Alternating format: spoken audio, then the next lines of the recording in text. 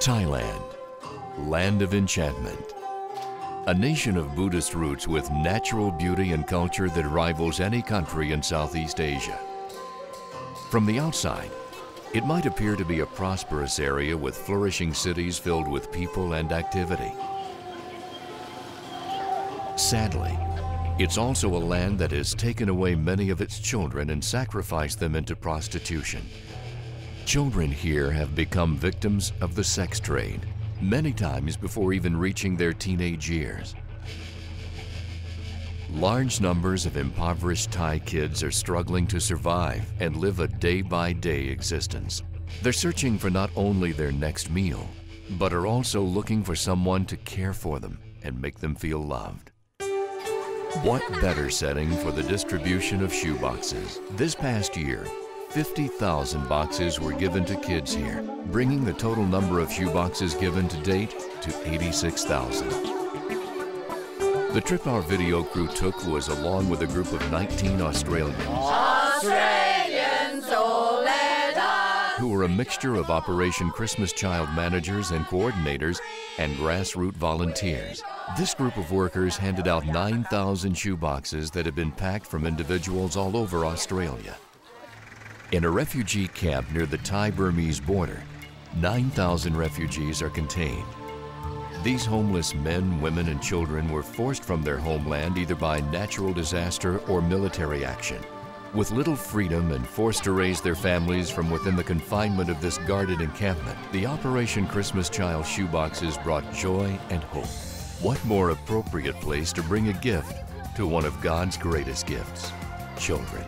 When I opened the box and I saw the dolls and the playthings, I was very happy, and I would like to say thank you.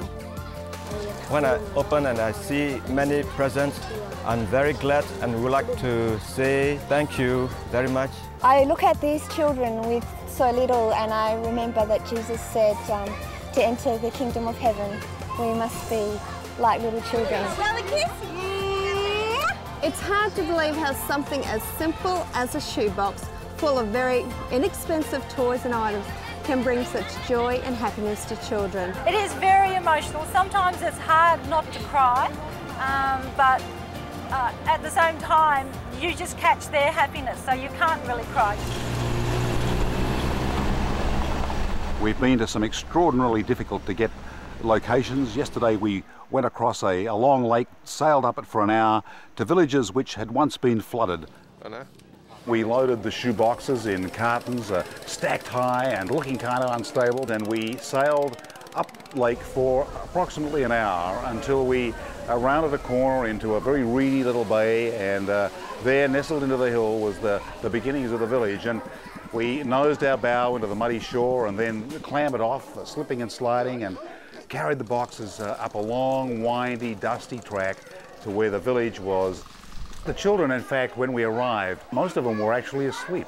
And so we went inside where they were sleeping and gently woke them when they came out. They were kind of tentative, actually.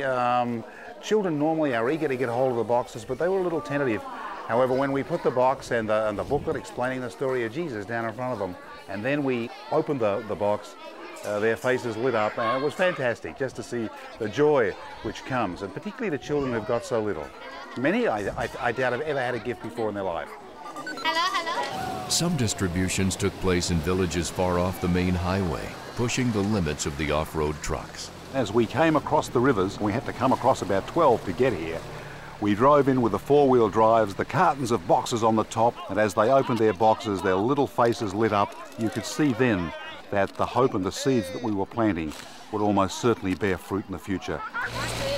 It seemed as though there were no areas too remote to tackle in the distribution of the boxes, whether a village was only accessible by boat across a massive lake, or rivers had to be crossed 12 times to bring the boxes of love to children living deep within the Thai jungle.